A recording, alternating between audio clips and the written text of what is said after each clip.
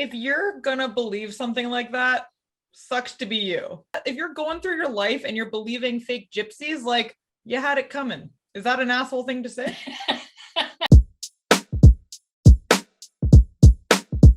It's none of our business. It's none of our business. It's none of our business. It's none of our business. It's none of our business. It's none of our business. It's none of our business. It's none of our business. It's none of our business. Hello, everybody. Welcome to the It's Really None of Our Business podcast with Monica and Amanda. And today we have a special guest, and our special guest is Corbie Mitleid. Mitleid. We got it right. I'm got it right. With names, got it right. So all right. glad I got it right. So welcome to the show. So Good to be here. this is a show where we open a cheap bottle of wine and we attempt to solve the problems of the world. Today is a little different. We made espresso martinis. Sorry, we don't have one for you. Ooh, jealous. I know. That's all right. I This have is- my water. This is my very It's invisible. first. See, it's one of those really cool things that has rose quartz and amethyst, and the energy is supposed to leach into the water. Does it? I don't know. That Does was my it look next cool? question. Does Yeah, it? it does. Looks cool though. You know. Good to know. So Amanda made this for me, and it is, she tells me, espresso and Kahlua and vodka, and it is amazing. And I could just, this could really do some damage is what I'm telling you. Oh, I'll tell you. You want to make a spoiler next time. Oh, tell me what's Spoiler. that? Spoiler is named after River Song, the companion in Doctor Who. Okay. And it's 2 ounces of gin, 1 ounce of Saint Germain, half an ounce of lime juice. Honey, that sucker will kiss you and then kick your butt. It No. really will. I'll make it. I'll make it tonight. I'm obsessed with those and I need to buy some of Good. that stuff anyways. So I'm doing it. Ah, Okay, so like I said, we're trying to solve the problems of the world. yeah. So Mhm. Monica found you on the internet and you are a psychic and you help people find out and explain like which psychics are frauds and which ones are not, right? Is that kind of your Yes. specialty?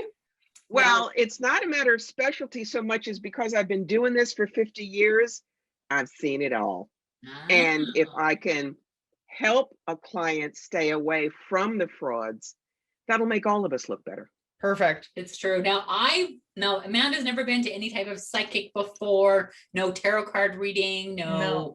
nothing. Now I've done a couple of tarot card readings and I've always actually come away really surprised because the things that I think that I'm going for, I come out blown away at something else. Like even when I have no question in my mind at all, often Right. like my daughter reads tarot cards and I've gone to a couple of readings and I'm always just, it always works for me. Well, not always. Good. There's been a couple times when my daughter I'm just like, I don't know what you're talking about, but more than not, I come away going like, wow, like I never thought about it. And it's almost like the universe knocking on your window going, hello, you need to be looking over here now. And sometimes I go, Yes. I don't want to, but that's the way that it goes. La la la. No, Yeah. they're gonna make you. Yeah. So is that what you find too, that is really like, reading through your bio, I see words a lot like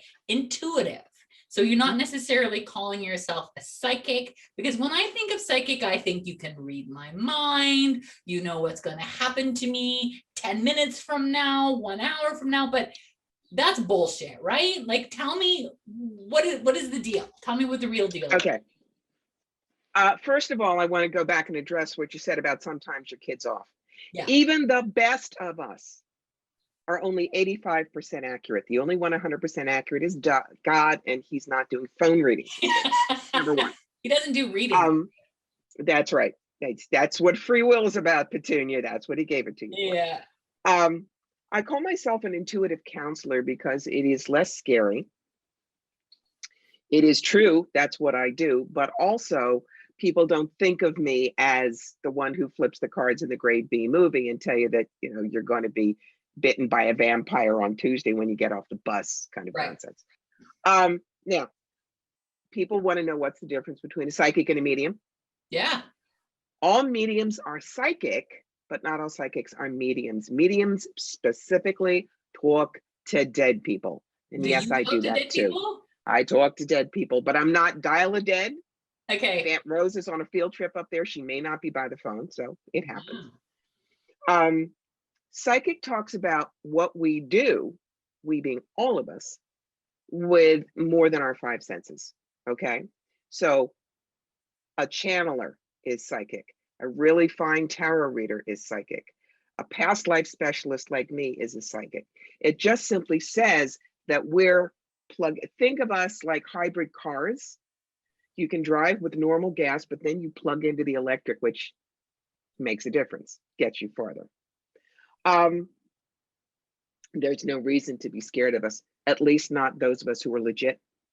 We do not read your head as you're walking past us in the candy aisle at the grocery store.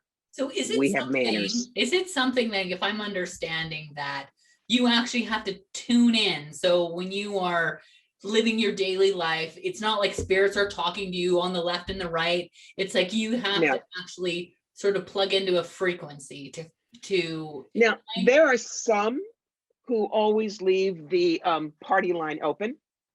They're the ones who think that they can accost you, a stranger, and say, I have a message for you that you have to listen to. And even if you say no, they'll push it. Yeah. That's called harassment. And if that happens to you, go get the manager of the store and have them thrown out. Hmm. Those of us who are real have boundaries. And we don't put our ego in front of your free will, which is what that last person did. My rule for me is I have an open and closed sign, basically. And my guides and I agree that it will be on when I am officially working, and it will be off when I'm not, because I don't want to constantly be like this and have to tell a stranger something. Can we go back? Like when you first discovered that you had this, I kind of want to hear a little bit about that. But you know, whenever I learn something new, all I want to do is that thing. So did you ever go through a period though, where you were open all the time because it was new and exciting to you? Or have you, tell me about that. All right. This is what I call the 30-second elevator speech. Yeah. When I was 9, I went and read a book called The Witch Family by Eleanor Estes. And instead of thinking, ooh, that's scary, or ha, ha, ha, I thought, and your point is, I knew there was magic in the world and I wanted to go find it. Fast forward to 1973, when I was a senior in high school, and yes, that tells you how old I am, working at a store called Spencer Gifts. They had the James Bond 007 tarot deck, and I bought it. I mean, we were all hippies then. We had the elephant bells and the fringe jacket and the decks. Yeah. 5 years later, everyone else had moved on to roller skates and disco balls. I was still with the deck. I loved the stories it told. So for 20 years, I read for friends and made sure that I kept my ego out of the way so I'd be a clear channel. All of a sudden in 1994, with no training, I was able to talk to dead people and do hands-on healing. That was the universe handing me my draft notice and saying, hello, you're working for us. Part-time from 94 to 2001, while I did lots of other things. But when we watched the towers burn on 9/11, I turned to my husband and I said, I need to do this work full-time. People need to know there are other answers. And he said, I believe in you, go do it. So for a year, I still worked a normal job. I did psychic work evenings and weekends to make sure I could make a living at it. And then kissed corporate goodbye in 2002, and I've never looked back. Woohoo. Wow. I love what I can do, but I have to have boundaries or I'm a crispy critter. Right. It's like Wednesdays, I don't care how much you need me, I'm going to send you to somebody else. So one day I take off. Oh, And I don't do free readings except once a month on my Facebook page. And those people that say, oh, you're not very spiritual, you should be doing that for free, it's God's gift. Well, you want to tell that to a doctor, you want to tell that to a violinist, you want to tell that to an artist. yeah. Well, I doesn't think work that way. any job that you have, if you put time and develop your skills, you should receive compensation or get paid for it. Like yes, 100%. I Yes. 100% agree with that for sure. So do you have certain clients that come to you repeatedly? Like they're like, you're their main guidance? Yeah. Oh yeah. I would say about 20% of my clients are repeats. I have one client that I absolutely adore. Started reading for her when her child was 4. Her child just finished her freshman year at Penn State. Wow, that's a lot. So yes, but my clients also know not to come to me with the same questions all that time. The way I do it is, if you come to me with the same question, even just once a year, and I know I'm telling you the same things and you just don't act on it, after the 3rd time, I'm going to be like a good bartender and cut you off. You're Yeah. wasting your money and my time. But if I do a reading for you and you come to me in 6 weeks and say, look, that reading was great. I did everything we talked about and here's how everything has changed. Can we sit down again? You betcha, because that means that you're using the information correctly to move your life forward. So like what you're saying is kind of sounds like what a life coach would do. Yeah, exactly. I'm part of that too. Yeah. So what is a bad question? Like, what is a question that you like, oh my God, don't ask me that. Is my business going to be successful? And what if I said to you, no, you're going to live in a box under a bridge. You're going to lose everything. Wrong question. You ask what empowers you. How do I make my business rock and roll? Now, Right. I had been an executive recruiter and I counseled people in 6-figure jobs for years. So I know that the deep dish tarot spread you want is a card for you, a card for the energy around the business, a card for the brick and mortar location, how to market it, clients, competition, staff, finances, what you need to know, and best possible outcome. Now, that is still using my psychic abilities to tell you what I'm getting from the cards. But now you have ways of moving ahead. The way I explain it to people is, we'll hand you the toolbox, but we're not the repairman. That's you. Yeah, because I think a lot of people are just afraid to make the next step forward, and because this is where the word intuitive comes again, is because you just know, like, there's just certain steps in every business that will make it successful, right? And Yes. so, and some people are just not willing, or relationships, like let's flip that and talk about relationships. And you say, will Bob ever love me again? Well, since Bob never did love you, he's probably not going to love you again. So I will give you, this is in the book, The Psychic Yellow Brick Road, which is basically, hello, in front of me there, what we're talking about. Yeah. And it's happened. Does Bruce love me? Yeah. Well, is he gonna love me? Not the way you want. Well, if I do such and such, is he gonna love me? No, he's not. Well, is he gonna call soon? No, he isn't. Well, if I do this, will he call soon? He won't. And they just beat on you, hoping that they'll break you down enough to say, yes, yes, he loves you and he wants 7 babies with you, but he just doesn't know it yet. Oh, good, I thought so. Okay, so the answer to the question that does Bruce love me? Where does your answer come from? Because to me, I'd be like, well, obviously Bruce doesn't love you. He hasn't talked to you in 7 years. Is it more than that? Are you channeling something more than, hello, don't be stupid? Yes. Again, if we were looking at this, I would pull out 5 tarot cards. Her, Bruce, the relationship, what she needs to know, and best possible outcome. And sometimes that will be clear enough that he is not interested, you're not his type, and don't waste your time, he's already involved somewhere. Yeah. And then they still keep hanging on. Well, because you want to know, like, you want to hear what you want to hear, right? It's like, right. I asked the question 40 different ways until you finally answer it the way I want to hear it. And I go, when it doesn't come true, I go, this psychic was full of shit. She doesn't know anything. She's mean. She's mean. She's not nice. She doesn't tell me the right things. So how would I know what a good psychic is? Like, if I'm searching on the internet, I want a psychic reading. How do I screen the good ones and know who the true ones are? Number one, if you're going online, there should be testimonials there. I could type up a testimonial. I could make a fake website. But I've got about 100 of them on mine. Okay. If you also go to my Facebook page, you'll see people have put them there. Gotcha. If you go on to Google and type in Corbie Mitleid Psychic, there are Google reviews, which I cannot fake. True. There are like 93 of those. Yeah. All right, so that's number one. Number two, have they done any podcasts? Can you go listen to what they say? Do they sound like they know something? Does their website look professional? This is what I teach. Where is book number 3? This one. I don't usually. There you go. You've got the magic who needs a genie. This is everything I know about doing this business And one of the chapters is called Dress for Psychic Success. You Mm. don't wear a turban. You don't wear a sweatshirt with puffy pictures of kittens. You don't, if you're at a trade show, have a table with a tablecloth askew. You look like you're a professional and you respect your clients. Mm-hmm. Now, this is one of the other ways you do it. You call and you say, Madam Hoo-ha, I found you in, wherever. What kind of readings do you do? How difficult is it to get a reading with you? What are your specialties? Can I please talk to some of your clients? Oh, All of us that are professionals will have a handful. Like, I would be happy to send you to my friend Kelly that I told you about, whose kid's in Penn State. Yeah. And she has given permission and she will tell you everything you want to know. gotcha. When you talk to them, you find out, does she always say the same thing? Does she always try to upsell you? Does she tell you that you're cursed or your aura is blocked or something stupid? Mm-hmm. But the last thing is, I'm telling you guys, check in here.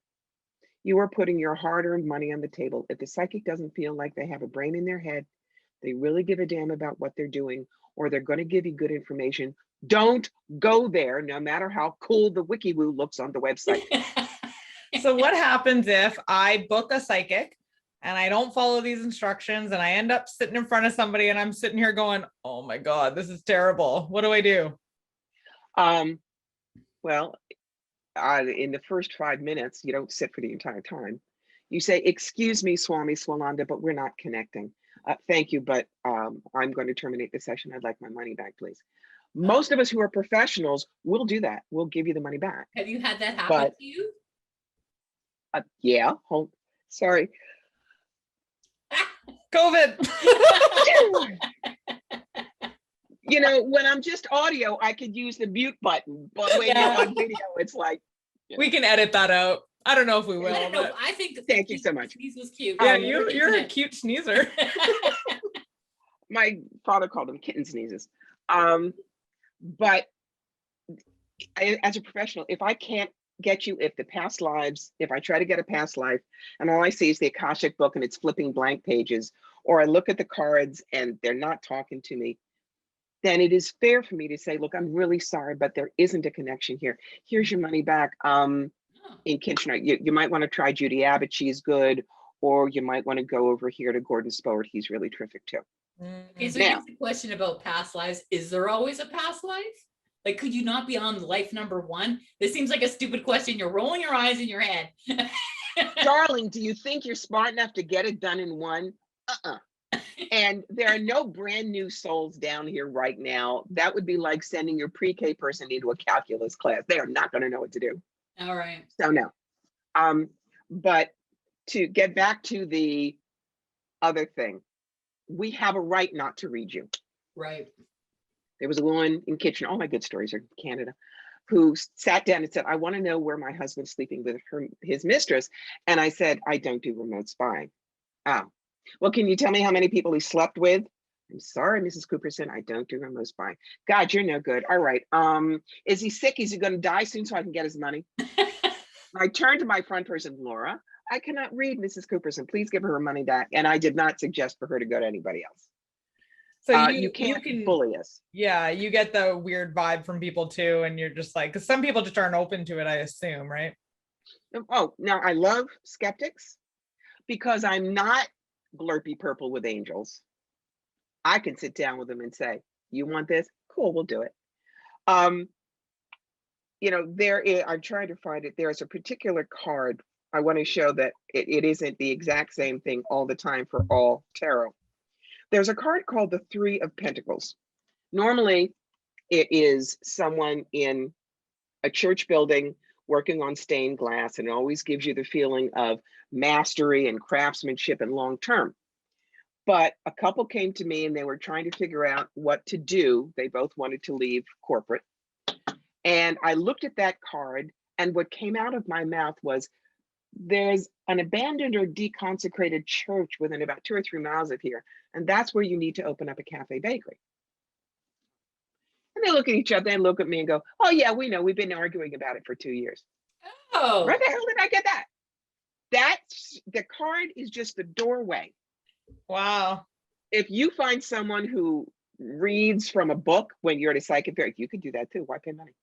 Yeah. The other thing is a really good reader will be able to explain things in allegory. For instance, this card, the tarot card, everybody sees it doom, gloom, destruction, and terror. And I explain, no, it's like the imploding sports stadium. Toronto Blue Jays want to build a new stadium. They have to blow up the old one first and clear the ground. That's where you're going to have to go. Now, when you tell somebody that, they may not like it, but they know that they can make it happen instead of, I'm sorry, your life is going to fall apart and you're going to lose your house and your dog's going to die. I mean, Yeah. and the same thing with the death card. That does not mean you're going to be hit by a bus next Tuesday.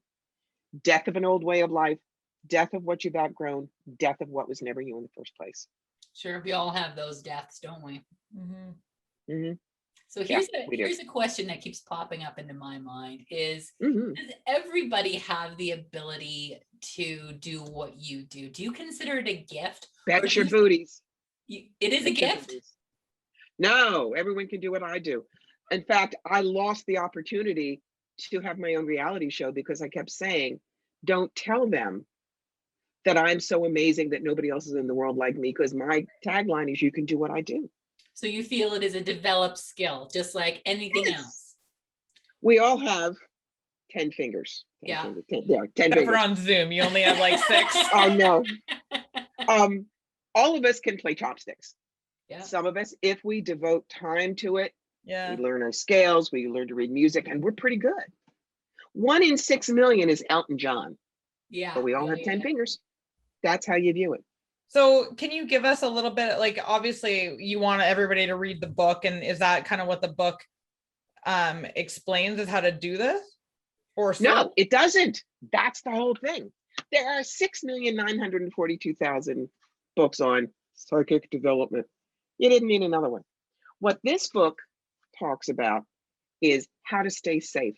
Good psychic guidance is art. Don't settle for forgery. So it talks about boot camp, how to choose a psychic, how to make sure you prep for a great psychic reading. It talks about the ins and outs of a general reading, what kind of questions to ask, what to watch out for, a little bit about working with angels and spirit guides and mediumship, and one chapter on, if I want to learn to do this too, how do I start? But it is about how to be able to go out there, not get rooked, not get hooked in by someone who goes, oh, you have a family curse. How many in your family? 4, you adult? Does that happen? Yes, that's why I wrote the book. Huge, 15 years ago, huge show in Toronto, 200 booths. And there was a woman across the way who was a fake gypsy. Now, there are real gypsies in Roma, but you put on the headscarf and the jingling jewelry and the long skirt, and you do bad accent, and you can be gypsy. So a woman was walking by her booth, and the fake gypsy runs out and grabs her arm. That's called hooking, and it's as bad as the other kind of hooking. And she says, oh, you don't need to pay $30, $40, $50. I read your palm for 10. Come. She drags her into the booth. A bunch of us see the woman leave in 20 minutes, crying hysterically. We go over to see what happened. The gypsy had told her that she had the family curse. And if she didn't burn 400 specially blessed candles at the Roman Catholic Church, I bless real good, only $1 candle, her entire family was going to die in 2 weeks in a car accident. And she believed it. Do you ever, part That's of me why this goes, book. if you're gonna believe something like that, sucks to be you. That's the way I feel. I'm like, if you're going through your life and you're believing fake gypsies, like, you had it coming. Is that an asshole thing to say? You're The an problem is, if you have had bad experience with one psychic, you're going to think I'm one of those nasty bitches too. Fair. asshole. Yeah. So it's a matter of, if I can keep you away from the stupid ones and get you to go to the good ones, But we okay. are more useful. You will not waste your money, and all of us will look good. All boats rise. Do you think that somebody who would fall for that is the kind of person who would go find a book to teach themselves how to not fall for it? I don't know. I know that I've had people like that come to me, Oh, okay. terrified. And, she said my baby was going to die in 6 weeks and I said, no. Number one, you report it to the police. Two, no. Yeah. For one What a thing, horrible thing to say. If you felt that, would you actually say No. that to somebody, or can you? number one, it is illegal in most of the United States to predict a death. I'd land in jail. Number Oh, I didn't two, know that. yes. Number two, we all have 4 or 5 possible places we can exit. We can die of a fever at 4, a car accident at 18, a mugging at 36, being in a building that gets bombed at 48, or colon cancer at 80.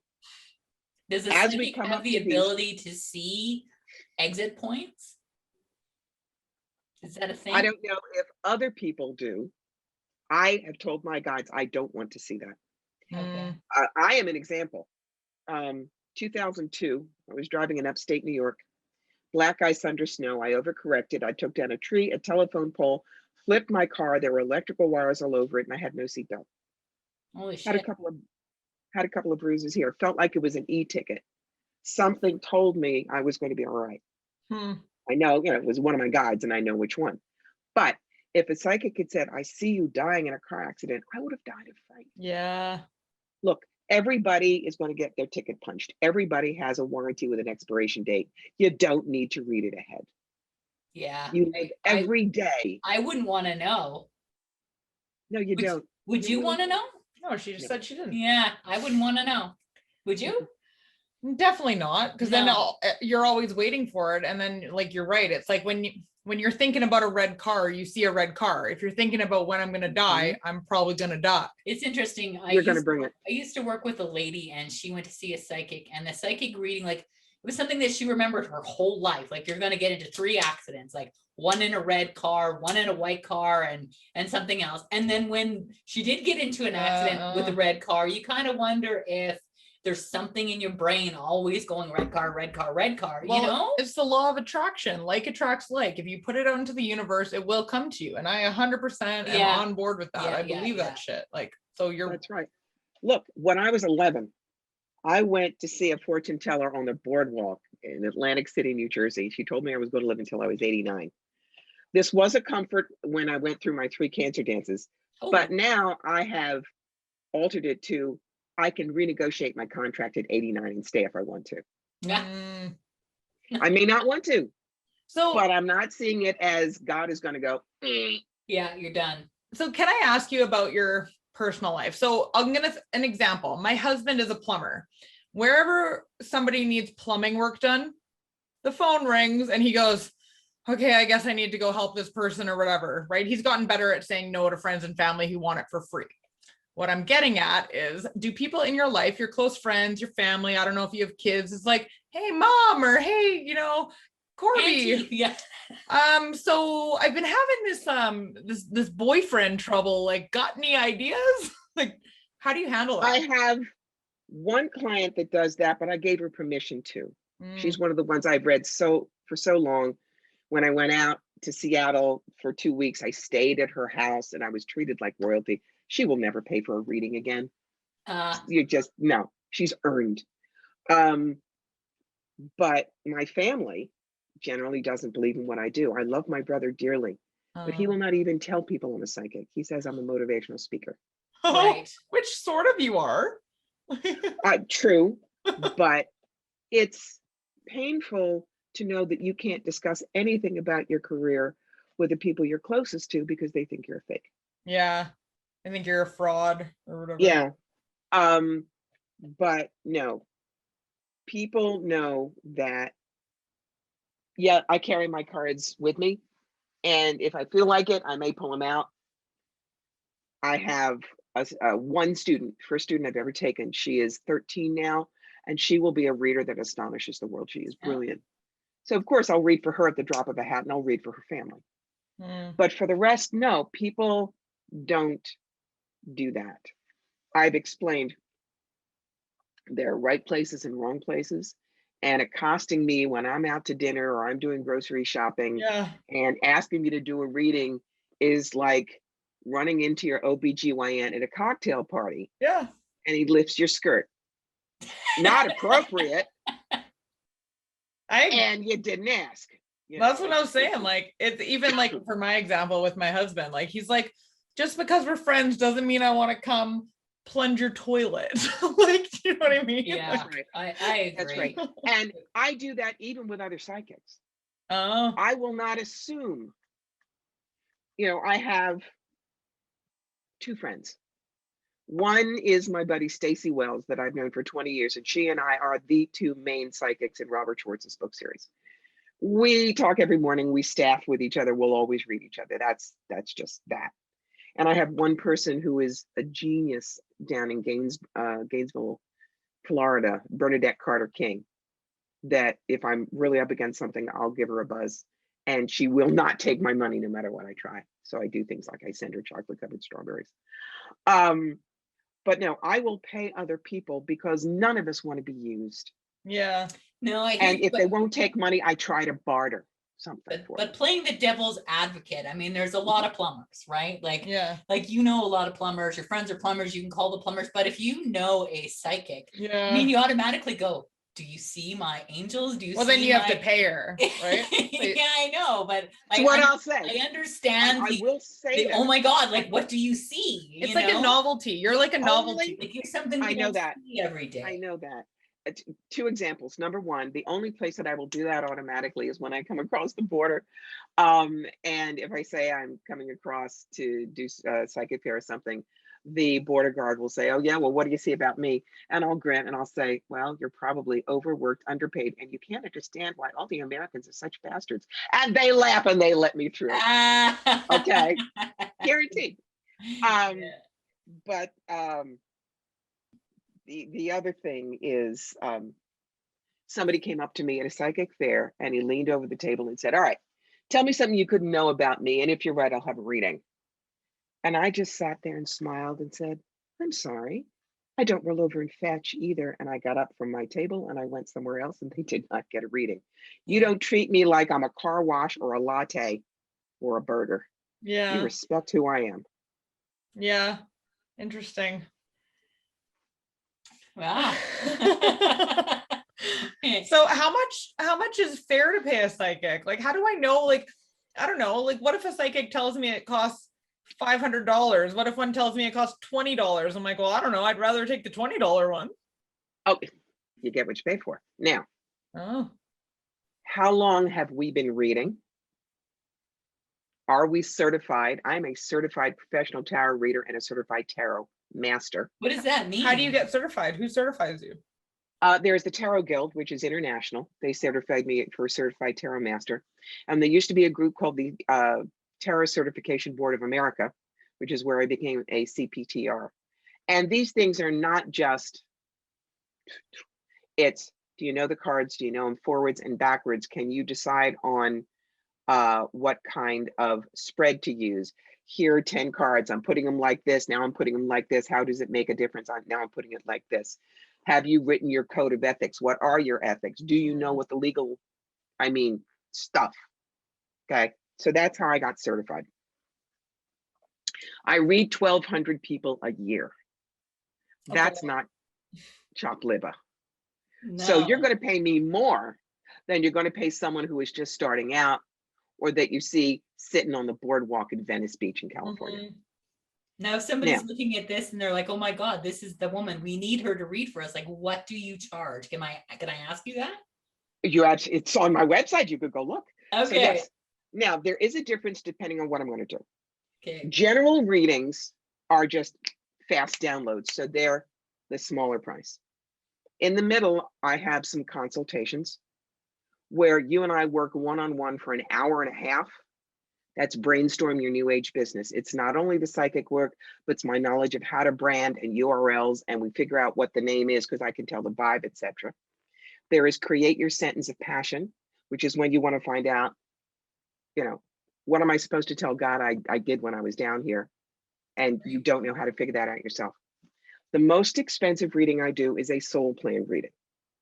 Now, that is based on the work that I did with Robert Schwartz. I am his past life specialist. The universe uses what you're good at. For instance, a lot of people use pendulums to tell yeses or nos. I have a slight benign tremor in one hand, so I won't trust it. but I was a theater major at Brown University. I love words and storytelling, and I'm a history nut. My husband and I met and got married because we both loved World War I aviation. Okay. You put all those three things together, and of course, I'm going to be the past life specialist you want to talk to. Because instead of somebody who's a generalist saying, well, I see you in a long skirt and a big hat, so I know it's old fashioned, I can look at that same image in my head and say, all right, it's a hobble skirt, picture hat with that kind of an ostrich feather, and you're standing in front of the Brandenburg Gate. We're talking Berlin in 1911 or 12. Okay. So when I do a soul plane reading for you, this is to help you through a life challenge. Why did I decide to parent handicapped children? Why did I get cancer? Why did I have an accident? Why was I born in poverty? So can I just ask something, because I don't really know much about this. So why would I care about past lives? Like, why do I Yeah, I was thinking that too. Like, why do I need to know what happened in my last life? Because karma is not carrot and stick. Karma is 5 things: healing, service, contrast. You want to learn about abundance, you have to be both rich and poor. Unbalanced energy, which is a neutral, and healing of beliefs. Now, I'm going to use the example of Ryan White. Okay. If you remember him, he was that kid that got AIDS and was befriended by Elton John. And when Ryan died, Elton was so moved that he quit drinking, quit drugging, and created the Elton John AIDS Foundation, which has helped and raised millions. So if the mother came to me and said, why did Ryan get AIDS? And she doesn't see that, I might be able to say, here is a past life where Ryan has always tried to save people's lives and he was never successful. So this time he came in and agreed to have a short life as long as it could make a global impact. Okay, fair enough. So do you believe that when you come into a life, you do things like you pick your parents and you pick your path and you sort of pick all the players in your life and then you let it roll out? Like what's your thought process there? Like what is it? All right. My father was my best friend. We even shared the same birthday. This is my favorite picture of the two of us. Can I do it there? Here, picture. Dead. Well, he's dead, so maybe that's why this is happening. Anyway. Yeah. So most lives, he and I come in, same generation, best friends. And I knew that with all the work I wanted to do in this life, I'd need a best friend as a father. So our souls agreed to the father-daughter monad, as it's called. Okay. Now, for people who say, well, you say that our lives are predetermined, but you also have free will. How does that work? Very easily. When you go to college, you decide on your major. I went to Brown because I wanted a history degree. Now, I could have taken gut courses and just sailed through, but instead I went history and creative writing, double major plus lab, and it was a lot tougher. But either way, I graduated with a history degree. Same thing here. You come down here with things you want to learn. For instance, this soul usually comes in male. I come in female for doing my really tough work. And the overarching thing I needed to learn in this lifetime was respect for women and that a woman's body didn't make promises. What do you mean? Well, by the time I was 11, I looked like a Dolly Parton brunette. I mean, me too. 44 triple D, tiny waist and hips. Yeah. And my mother did something at age 16. She was an alcoholic, cross-addicted barbiturates, accused me severely of a situation. Gut course would have said, I'll show her. Stayed a virgin till I was married. Instead, I believed what she said, that I really was that worthless. And so I did double major plus lab. I had a very, very difficult life. 2 bad marriages, rape, whatever, until my 40s. And in there, I got 2 bouts of breast cancer. The first one was 4 lumpectomies and radiation. The second one was skin cancer from the radiation. So they were scarred and misshapen, but they were still there. Met my wonderful husband in 2000, married him in 2002. In 2004, I got my second primary, turning the clock back to 0 in terms of danger. But the doctors at Massachusetts General said, sorry, 3 strikes, you're out. We're taking the boobs, we're taking the ovaries, we're going to take you from this Dolly Parton figure to a fat fire plug with permanent side effects in 3 weeks. Suck it up. Now, the reason that that was happening is that the universe, my guides were telling me, look, we got to have you down there. There's so much more you need to do and teach. You haven't been able to get past what you look like, so we're going to remove the problem. They had gotten me the husband that instead of walking out said, am I going to miss him? Oh yeah, they were gorgeous, but I married you, not them. They had me already do something through a place called the Option Institute where I understood how I was going to have to work with this. It's going to happen. You have to find 3 reasons to be okay with it, no matter how stupid they were. So I decided, okay, you don't have him, you can't get cancer there. They're not going to get slammed in the refrigerator door at the doctor's every year. And every woman listening knows exactly what I'm talking about with that. And third, implants, cool. I'll be perky till I'm 93. Walked out of Massachusetts General after double masked and recon in 3 days, shopped for a bathing suit in 5. That was 2004. This is what I look like in 2021 at 66. I've taught with it. I'm still clean. I will remain clean. It's what you do with the examined life, and I teach with it. Hopefully next time, if I'm a girl, I'll get to keep the rack. Just didn't get to keep it this time.